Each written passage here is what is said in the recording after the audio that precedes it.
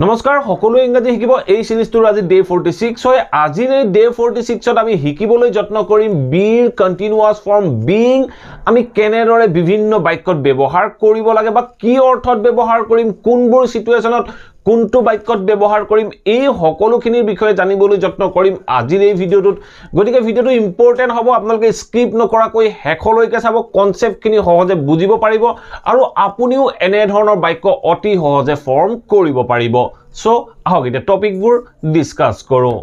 আমি বিং অৰ সম্পূৰ্ণ কনসেপ্ট জানিবলৈ যোৱাৰ আগত আমি বিৰ বিভিন্ন ৰূপৰ বিষয়ে জানি লব লগা হয় সো বি হল প্ৰেজেন্ট ফৰ্মত বিৰ প্ৰেজেন্ট ফৰ্মৰ ৰূপ কেটা হল এম ইজ আৰু আৰ এই কেটা হল বিৰ প্ৰেজেন্ট ফৰ্মৰ ৰূপ বিক যদি আমি পাস্ট ফৰ্মলৈ নিবলৈ যাওঁ তেনেকুৱা ক্ষেত্ৰত বিৰ পাস্ট ফৰ্ম হ'ব was আৰু were সো আমি অলৰেডি গম পালো যে প্ৰেজেন্ট ফৰ্মত বি এম ইজ আৰ আৰু পাস্ট ফৰ্মত হ'ব was আৰু were আৰু বিৰ থাৰ্ড ফৰ্ম হ'ব been বিৰ মানে পাস্ট পাৰ্টিসিপল ফৰ্ম হ'ব been আৰু বিৰ কন্টিনিউয়াস ফৰ্ম হ'ব being সো এই being টো আমি কেনেদৰে ইউজ কৰিম তাৰ বিষয়ে জানিবলৈ যত্ন কৰিম এতিয়া আপোনালোকে হয়তো নিশ্চয় গম পালে যে বিৰ কন্টিনিউয়াস ফৰ্ম being যেনে আমি এটা বাহাৰ ল'ব পাৰো যে go মানে যোৱা go went মানে গৈছিল go went তাৰ পিছত past participle form হলে gone হ'ব go went gone মানে gone টোৱে কি বুজাব আপোনাৰ কোনো এটা completed action বুজাব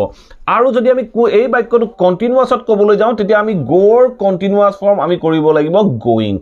এই going টোৱে কি অৰ্থ বুজালে কোনো এটা কাম হৈ আছিল বা কোনো এজন মানুহ কৰবালৈ গৈ আছিল বা গৈ আছে এনে ধৰণে বুজাবলৈ যাওঁতে আমি go ৰ কন্টিনিউয়াস ফৰ্ম ব্যৱহাৰ কৰো ঠিক একে অৰ্থত আমি being বি মানে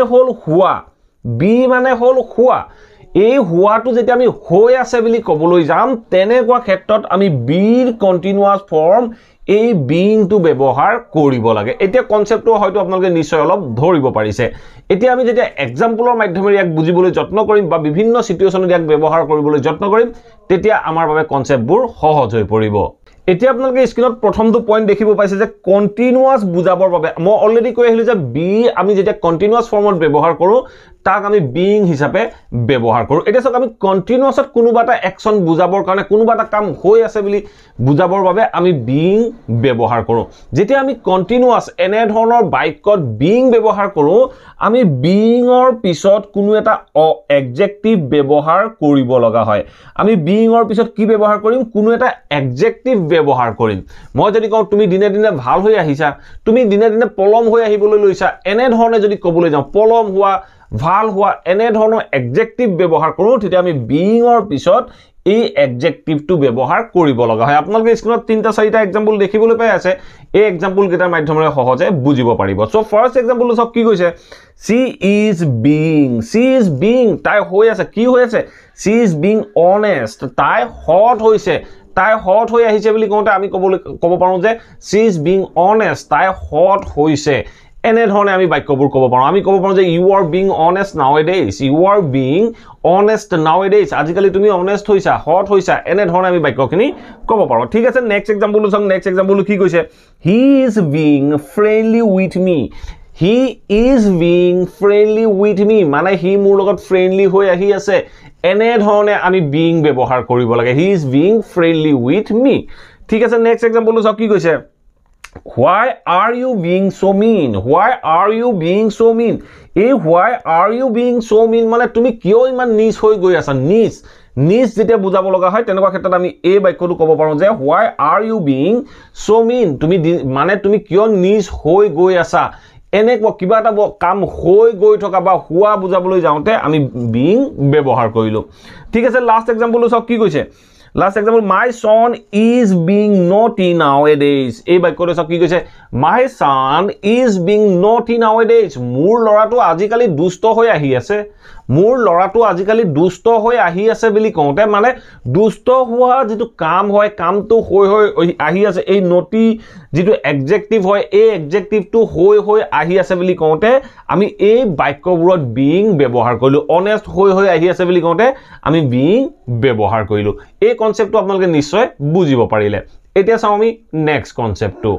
নেক্সট আমি বিং ব্যৱহাৰ কৰোঁ পেছিভ ভইচৰ কণ্টিনিউৱাছ বুজাবৰ বাবে আমি প্ৰেজেণ্ট কণ্টিনিউৱাছ বা পাষ্ট কণ্টিনিউৱাছ টেন্সৰ যিবোৰ বাক্য হয় সেই বাক্যবোৰ যদি আমি পেছিভত ক'ব লগা হয় বা পেছিভত লিখিব লগা হয় তেনেকুৱা ক্ষেত্ৰতো আমি বিং ব্যৱহাৰ কৰোঁ এই বিঙৰ পিছত যিটো ভাৰ্ব আহিব ভাৰ্বটো কেৱল মাত্ৰ থাৰ্ড ফৰ্মতে আহিব যেতিয়া আমি পেছিভত বাক্য এটা ক'ব লগা হয় আৰু বাক্যটো কণ্টিনিউৱাছ হ'ব লাগিব পাষ্ট কণ্টিনিউৱাছ বা প্ৰেজেণ্ট কণ্টিনিউৱাছৰ বাক্য যদি আমি পেছিভত ক'ব লগা হয় তেতিয়া আমি বিং ব্যৱহাৰ কৰি ভাৰ্বৰ থাৰ্ড ফৰ্ম ব্যৱহাৰ কৰিব লাগিব আমি কেনেদৰে ব্যৱহাৰ কৰিম তিনটা এক্সাম্পল আছে এই তিনটা এক্সাম্পলৰ মাধ্যমেৰে বুজিবলৈ যত্ন কৰোঁ সো বাক্যটো সব কি কৈছে The thief was being beaten. The thief was being beaten. মানে বাক্যতে কি ক'লে The thief চোৰটোক was being beaten. চোৰটোক পিটি আছিল চোৰটোক পিটি আছিল কোনে পিটি আছিল আমি তাৰ বিষয়ে কোন আমি কৈছো যে The thief was being beaten. beaten. The thief was being beaten. চোৰটোক পিটি আছিল সো এনে ধৰণে আমি যদি কওঁ people were beating the thief people were beating the thief মানুহে চোৰটোক পিটি আছিল বা the policeman was beating the thief police মানুহজনে চোৰটোক পিটি আছিল এই বাক্যটো মই কোনে পিটি আছিল নোকোৱাকৈ মই পেছিভত কৈছো যে the thief was being beaten চোৰটোক পিটি আছিল এনে ধৰণে আমি পেছিভত বাক্যখিনি ক'ব পাৰো ঠিক আছে নেক্সট এক্সাম্পল চাওক নেক্সট এক্সাম্পল কি কৈছে the boy is being scolded এই বাক্যটো চাওক কি কৈছে the boy is being scolded লৰাটোক গালি পাৰি আছে লৰাটোক গালি পাৰি আছে বুলি কওঁতে আমি বাক্যটো ক'লো the boy is being scolded লৰাটোক গালি পাৰি আছে আমাক কোনে পাৰি আছে আমি কোৱা নাই মই ক'ব পাৰো যে his mother is scolding the boy mother is scolding the boy the mother is scolding the boy মাকে লৰাটোক গালি পাৰি আছে মই বাক্যটো কৈছো যে মাকে লৰাটোক গালি পাৰি আছে বুলি নকৈ মই কৈছো যে লৰাটোক গালি পাৰি আছে the boy is being scolded এনে ধৰণে আমি বাক্যখিনি ক'ব লাগে ঠিক আছে নেক্সট এক্সাম্পল চাওক নেক্সট এক্সাম্পল কি কৈছে why are you being এই বাক্যটো চাওক কি কৈছে why are you being punished তোমাক কিয় শাস্তি দি আছে ধৰক আপুনি স্কুললৈ গ'ল কলেজলৈ গ'ল স্কুলত গৈ পেন দেখিলে যে আপোনাৰ বন্ধু এজনক বাহিৰত আঁঠু কৰাই থৈ দিছে আপুনি আপোনাৰ বন্ধুজনক সুধিছে যে তোমাক কিয় শাস্তি দি থৈছে বা কিয় শাস্তি দি আছে আমি প্ৰশ্ন কৰিছো তেতিয়া আমি ক'ব পাৰো যে why are you being punished তোমাক কিয় শাস্তি দি আছে মই যদি গম পাওঁ যে প্ৰিন্সিপাল ছাৰে তোমাক শাস্তি দি আছে তেতিয়া মই ক'ব পাৰো যে তোমাক প্ৰিন্সিপাল ছাৰে কিয় শাস্তি দিছে তোমাক প্ৰিন্সিপাল ছাৰে কিয় শাস্তি দিছে এনে ধৰণে ক'ব পাৰো বা মই যদি কোনে শাস্তি দিছে গম নাপাওঁ তেতিয়া মই তেখেতক সুধিব পাৰো যে why are you being punished তোমাক কিয় শাস্তি দিছে এনে ধৰণে আমি পেছিভত বাক্যখিনি বিং ব্যৱহাৰ কৰি ক'ব পাৰো এতিয়া এই কনসেপ্টটো হয়তো নিশ্চয় বুজিব পাৰিলে এতিয়া চাও আমি নেক্সট কনসেপ্টটো নেক্সট আমি বিং ব্যৱহাৰ কৰো পাৰ্টিসিপল হিচাপে বুজাবৰ বাবে যেতিয়া আমি পাৰ্টিসিপল হিচাপে ব্যৱহাৰ কৰো এই বিংৰ অৰ্থ ওলাই এজন টিচাৰ হিচাপে এজন মানুহ হিচাপে এজন বন্ধু হিচাপে এগৰাকী পত্নী হিচাপে এনে ধৰণে আমি যদি বাক্যখিনি ক'ব লগা হয় তেনেকুৱা ক্ষেত্ৰত আমি প্ৰথমতে বিং ব্যৱহাৰ কৰিম বিং ব্যৱহাৰ কৰি আমি কি কম আমি ব্যৱহাৰ কৰিম এটা নাউন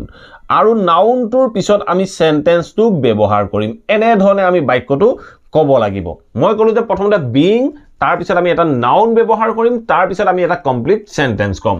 আমি কেনেদৰে কম দুটা এটা এক্সাম্পলৰ মাধ্যমেৰে বুজিবলৈ যত্ন কৰোঁ আপোনালোকে স্ক্ৰিনত তিনটা এক্সাম্পল দেখিবলৈ পাইছে সো ফাৰ্স্ট এক্সাম্পলটো চাওক কি কৈছে বিং প্ৰথমতে আমি ব্যৱহাৰ কৰিছো বিং এ টিচাৰ এজন শিক্ষক হিচাপে বুলি কৈছো মই এজন শিক্ষক হিচাপে তাৰ পিছত মই কি কৈছো I teach my students এইটোহে মোৰ বাক্য being a students এজন শিক্ষক হিচাপে তাৰ পিছত এটা কমা ব্যৱহাৰ কৰিছো I teach students মই ছাত্ৰ ছাত্ৰীক পঢ়াও ছাত্ৰ ছাত্ৰীক students হ'ব লাগিছিলে so being a teacher I teach students শিক্ষক হিচাপে মই লৰা ছোৱালীক পঢ়াও এই হিচাপে বুলি ক'বলৈ যাওঁতে আমি বিং ব্যৱহাৰ কৰিলো তাৰ পিছত এটা নাউন ব্যৱহাৰ কৰিলো আপোনালোকে নিশ্চয় দেখিব পাৰিছে ঠিক আছে নেক্সট এক্সাম্পলটো চাওক নেক্সট এক্সাম্পলটো কি কৈছে being human মানুহ হিচাপে আমি এনে ধৰণৰ বিভিন্ন বাক্য কওঁ মানুহ হিচাপে তুমি তাওক সহায় কৰা উচিত মানুহ হিচাপে আমি অন্য মানুহক ঠগা উচিত নহয় এনে ধৰণে আমি বিভিন্ন বাক্য কওঁ এই বাক্যবোৰ আপোনালোকে ইংৰাজীত কৈ চাবলৈ যত্ন কৰিব সো বাক্যটো চাওক কি কৈছে being human মানুহ হিচাপে তাৰ পিছত চাওক কি কৈছে we should help the poor এই বাক্যটো সব কি কৈছে being human মানুহ হিচাপে we should help the poor আমি দৰিদ্ৰসকলক সহায় কৰিব লাগে বা কৰা উচিত এনেকুৱা ক্ষেত্ৰত এই বাক্যটো কৈছে যে being human মানুহ হিচাপে এনে ধৰণে আমি বিভিন্ন বাক্য ক'ব পাৰো নেক্সট এক্সাম্পল সব কি কৈছে being your friend তোমাৰ বন্ধু হিচাপে I will always help you এই বাক্যটো সব কি কৈছে being your friend তোমাৰ বন্ধু হিচাপে I will always help you মই তোমাক সদায় সহায় কৰিম being your friend তোমাৰ বন্ধু হিচাপে I will always help you মই তোমাক সদায় সহায় কৰিম ঠিক তেনে ধৰণে আমি বিভিন্ন বাক্য ক'ব পাৰো যে তোমাৰ পত্নী হিচাপে এগৰাকী মহিলাই কৈছে যে তোমাৰ পত্নী হিচাপে being your wife I need to serve you being your wife I need to serve you তোমাৰ পত্নী হিচাপে তোমাক মই সেৱা কৰাটো প্ৰয়োজন এনে ধৰণে আমি বিভিন্ন বাক্য ক'ব পাৰো বা আপোনালোকক বিভিন্ন বাক্য বনাই চাবলৈ যত্ন কৰিব এতিয়া চাও আমি নেক্সট কনসেপ্টটো নেক্সট আমি being ব্যৱহাৰ কৰো জিৰান্ড ৰূপে অলৰেডি আপোনালোকক মই ইয়াৰ আগৰ এটা ক্লাছত কৈ আছো যে জিৰান্ড আমি কেনে ধৰণে ব্যৱহাৰ কৰো জিৰান্ড হল ভাৰ্বৰ লগত ing যেতিয়া যোগ হৈ থাকিব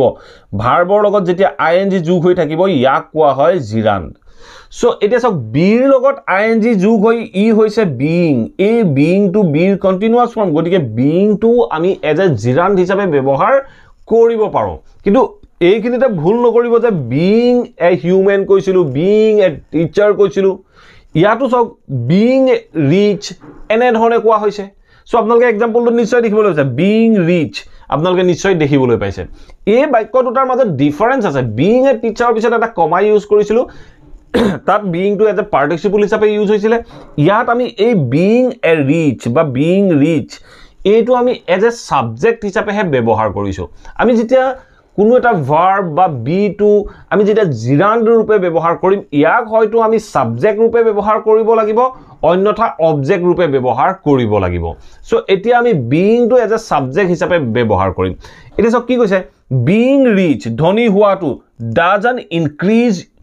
your happiness এই বাক্যটো সব কি কৈছে সৰি being rich ধনী হোৱাটোৱে doesn't increase your happiness ধনী হোৱাতে তোমাৰ সুখ বৃদ্ধি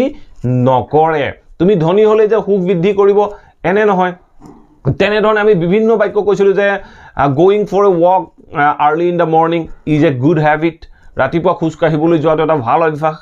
ঠিক তেনে ধৰণে ৰাতিপুৱা খোজ কাঢ়িবলৈ যোৱাটো বুলি কৈছিলো ইয়াত কৈছো ধনী হোৱাটো being rich ইয়াৰ পিছত আমি এটা নাউন ব্যৱহাৰ কৰিছো being rich doesn't increase your happiness ধনী হোৱাটোৱে তোমাৰ সুখ বৃদ্ধি নকৰে কোনটোৱে বুলি প্ৰশ্ন কৰাৰ লগে লগে যেটো উত্তৰ লব হেতু অবজেক্ট হ'ব কোনটোৱে এই ধনী হোৱাটোৱে তোমাৰ সুখ বৃদ্ধি হোৱাত সহায় নকৰে ঠিক আছে নেক্সট এক্সাম্পল চাওক নেক্সট এক্সাম্পল কি কৈছে চাওক he is being honest বাক্যটো চাওক কি কৈছে he is being honest তাৰ হট হোৱাটোৱে he is being honest মই ইয়াত he being honest ক'ব নোৱাৰো কাৰণ এটো আমি পজিটিভ প্ৰনাউন ব্যৱহাৰ কৰিব লগা হয় সো মই কৈছো যে he is being honest he hot হোৱাটোৱে বা তেওঁ হট হোৱাটোৱে কি কৰে চাওক তাৰ পিছতহে আমি হেল্পিং ভাৰ্ব বা বি ভাৰ্ব ব্যৱহাৰ কৰিছো will he is being honest will help to get the job এই বাক্যটো চাওক কি কৈছে he is being honest তাৰ হট হোৱাটোৱে will help সহায় কৰিব to get the job কামটো পোৱাত সহায় কৰিব ধৰক আপুনি কিবা এটা কাম বিচাৰি আছে আপোনাৰ মালিকে আপুনি প্ৰাইভেট কাম এটা বিচাৰি আছে যে মালিকে বিচাৰি আছে এজন লয়াল মানুহ এজন অনেষ্ট মানুহ তেতিয়া আপুনি গম পালে যে মালিকজনে এজন লয়াল মানুহ বিচাৰি আছে গতিকে যিজনে কামটো বিচাৰিছিলে তেওঁ দিনেদিনে হট হোৱাৰ লগে লগে আপুনি কৈছে যে he is being honest তাৰ হট হোৱাটোৱে will help to get the job তেওঁক মানে কামটো পোৱাত সহায় কৰিব এনেকুৱা অৰ্থত আমি বাক্যটো ব্যৱহাৰ কৰিলো এটা চাওক নেক্সট এক্সাম্পল কি কৈছে চাওক being fluent in English ইংৰাজীত ফ্লুৱেন্ট হোৱাটো ইংৰাজীত কোনটো ইংৰাজীত ফ্লুৱেন্ট হোৱাটো এই গুটেটো হল সাবজেক্ট এই গুটে বাক্যৰ অংশটো সাবজেক্ট হিচাপে কাম কৰিছে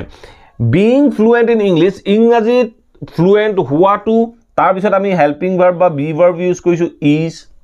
এটো হল ভাৰ্বৰ কাম কৰিলেই তাৰ পিছত কি কৈছে a good art এটা ভাল কলা এইটো অবজেক্ট হিচাপে ব্যৱহাৰ হল এতিয়া আপোনালোকে হয়তো নিশ্চয় ধৰিব পাৰিছে বাক্যটো কি ক'লে being fluent in English is a good art ইংৰাজীত ফ্লুয়েন্ট হোৱাটো এটা ভাল কলা তেনে ধৰণে আমি বিভিন্ন বাক্য ক'ব পাৰো আমি ক'ব পাৰো যে being intelligent হোৱাটোৱে being intelligent will help you to crack the exam being intelligent will help you to crack the exam intelligent হোৱাটোৱে তোমাক এক্সামটো ক্ৰেক কৰাত সহায় কৰিব এনে ধৰণে আপোনালোকে বিভিন্ন বাক্য ফৰ্ম কৰিবলৈ যত্ন কৰক আপোনালোকে যিমান বাক্য ফৰ্ম কৰি চাবলৈ যত্ন কৰিব আপোনালোকৰ বাবে কনসেপ্টবোৰ হিমানে সহজ হৈ আহিব এতিয়া চাও আমি being to objector পজিশনত কেনেদৰে ব্যৱহাৰ কৰিম আমি জিৰান্ড হিচাপে সাবজেক্টৰ স্থানত এতিয়া ব্যৱহাৰ কৰি চালো এতিয়া এই জিৰান্ডটো beingৰ যেটো জিৰান্ড ৰূপ হয় এই জিৰান্ড ৰূপটো আমি কেনেদৰে অবজেক্টৰ পজিশনত ব্যৱহাৰ কৰিব পাৰো তাৰ বিষয়ে জানিবলৈ যত্ন কৰো দুই এটা এক্সাম্পলৰ মাধ্যমেৰে আমি যেতিয়া being to জিৰান্ড হিচাপে ব্যৱহাৰ কৰো বা being to beingৰ যেটো জিৰান্ডৰ ৰূপ এই ৰূপটো যদি আমি অবজেক্ট হিচাপে ব্যৱহাৰ কৰি ইয়াৰ পিছত যদি ভাৰ্ব আহে আমি ভাৰ্বৰ থাৰ্ড ফৰ্ম ব্যৱহাৰ কৰিব লাগে যদি অন্য কোনো এডজেক্টিভ আহে আমি এডজেক্টিভটো ব্যৱহাৰ কৰিব লাগিব সো আপোনালোকৰ বাবে দুই তিনটা এক্সাম্পল আছে এই এক্সাম্পল কেটা চাওক সো ফাৰ্স্ট এক্সাম্পলটো চাওক কি কৈছে হি এডমিটেড হি স্বীকাৰ কৰিছিল বিং ইয়াৰ পিছত মই কি লিখিব লাগিছিল থাকি গল সো মই এটা ওয়ার্ড লগাই দিও ধৰক মই যদি কওঁ হি এডমিটেড বিং ধৰক মই কলো স্লেপ্ট হি এডমিটেড বিং স্লেপ্ট হি স্বীকাৰ কৰিছিল কি স্বীকাৰ কৰিছিল হি এডমিটেড বিং স্লেপ্ট হি থাপৰ খোৱাটো স্বীকাৰ কৰিছিল বুলি কলো হি এডমিটেড বিং স্লেপ্ট হি থাপৰ খোৱাটো স্বীকাৰ কৰিছিল হি সৰ খোৱাটো স্বীকাৰ কৰিছিল এনে ধৰণে কিটো স্বীকাৰ কৰিছিল এই সৰ খোৱাটো কবলৈ যাওঁতে আমি কলো বিং স্লেপ্ট সৰ খোৱাটো স্বীকাৰ কৰিছিল কি বুলি কলে যেটো প্ৰশ্ন ওলাই যেতিয়া আমি বাক্যটো কি বুলি প্ৰশ্ন কৰো যেটো উত্তৰ ওলাব হেতু অবজেক্ট হ'ব গতিকে এতিয়া চাওক হি এডমিটেড হি স্বীকাৰ কৰিছিল কি স্বীকাৰ কৰিছিল সৰ খোৱাটো বিং স্লেপ্ট ঠিক আছে নেক্সট এক্সাম্পল চাওক নেক্সট এক্সাম্পল কি হৈছে I enjoy মই উপভোগ কৰো কি উপভোগ কৰো I enjoy being famous এইটো চাওক I enjoy being famous মই famous হোৱাটো মই ইয়াটো কি আহিছে এই হোৱাটো অৰ্থ আহিছে মই famous হোৱাটো এনজয় কৰো উপভোগ কৰো ধৰক কোনোবা এজন লৰাই কৈছে যে মই লৰাজন খুব famous আপোনাক তেখেতক আপুনি হুদিলে যে আপুনি কি উপভোগ কৰে তেখেতে কৈছে যে I enjoy being famous মই famous হোৱাটো উপভোগ কৰো এনে ধৰণে আমি being ব্যৱহাৰ কৰো যেতিয়া আমি হোৱাটো বুলি কবলৈ যাও অলৰেডি আপোনালোকে ইয়াৰ আগৰ যেটো মই বিৰ কনসেপ্টৰ ওপৰত ভিডিও বনাইছিলো তাত মই অলৰেডি কৈ আহিছো বি মানে হোৱা বুজায় সো এতিয়া সব নেক্সট এক্সাম্পল কি কৈছে I like মই ভাল পাওঁ কি ভাল পাওঁ I like being a good student এই বাক্যটো চাওক কি ক'লে I like being a good student মই ভাল পাওঁ কি ভাল পাওঁ being a good student বা being a smart student being a honest person being a loyal husband এনে ধৰণে আমি বিভিন্ন বাক্যত এই বাক্যবোৰ ব্যৱহাৰ কৰিব পাৰোঁ I like মই ভাল পাওঁ being a good student মই এজন ভাল ষ্টুডেন্ট হোৱাটো ভাল পাওঁ এইটো চাওক মই ভাল পাওঁ কি ভাল পাওঁ being a good student এজন ভাল ষ্টুডেন্ট হোৱাটো I like মই ভাল পাওঁ মই কি ভাল পাওঁ being a good husband মই এজন ভাল হাজবেন্ড হোৱাটো ভাল পাওঁ being a loyal wife এনে ধৰণে আপোনালোকে বিভিন্ন বাক্য ক'ব পাৰে being a loyal friend এনে ধৰণে আমি বাক্যখিনিত এড কৰিব পাৰো ঠিক আছে নেক্সট আৰু লাষ্ট এক্সাম্পলটো চাওক কি কৈছে I love মই ভাল পাওঁ মই কি ভাল পাওঁ being at home মই ঘৰত থকাটো ভাল পাওঁ মই ঘৰত থাকি ভাল পাওঁ মই ঘৰত থকাটো ভাল পাওঁ এনে ধৰণে ক'বলৈ যাওঁতে মই কৈছো I love মই ভাল পাওঁ কি ভাল পাওঁ being at home মই ঘৰত থকাটো ভাল পাওঁ মই যদি কওঁ যে আপুনি কি ভাল পায় আপুনি মোক উত্তৰ দিছে যে I love being at office মই অফিসত থাকি ভাল পাওঁ I love being at school মই স্কুলত থাকি ভাল পাওঁ I love being with my friends মই মোৰ বন্ধুসকলৰ লগত থাকি ভাল পাওঁ থকাটো ভাল পাওঁ এনে ধৰণে আমি বাক্যখিনিত being এজ এ অবজেক্ট হিচাপে ব্যৱহাৰ কৰিব পাৰোঁ আপোনালোকে বিভিন্ন বাক্য ফৰ্ম কৰি চাবলৈ যত্ন কৰিব আপোনালোকৰ বাবেও কনসেপ্টখিনি সহজ হৈ আহিব আশা কৰোঁ এই ভিডিঅ'টোৰ পৰা নিশ্চয় বুজিব পাৰিলে being আমি কেনেদৰে বিভিন্ন বাক্যত বিভিন্ন সিচুৱেচনত ব্যৱহাৰ কৰিব লাগে আৰু এইখিনিতে এটা পইণ্ট মনত ৰাখি ল'ব এনে ধৰণৰ কিছুমান ভাৰ্ব আছে যিবোৰ ভাৰ্বৰ পিছত আমি being বা ভাৰ্বৰ জিৰান ফৰ্মহে ব্যৱহাৰ কৰিব পাৰোঁ যেনে start stop like enjoy ধৰক ইয়াত যিকেইটা ভাৰ্ব ইউজ কৰিলো মই admit finish এনে ধৰণে কিছুমান ভাৰ্ব আছে এই ভাৰ্ববোৰৰ পিছত কেৱল আমি জিৰান ফৰ্মহে ব্যৱহাৰ কৰিব লাগে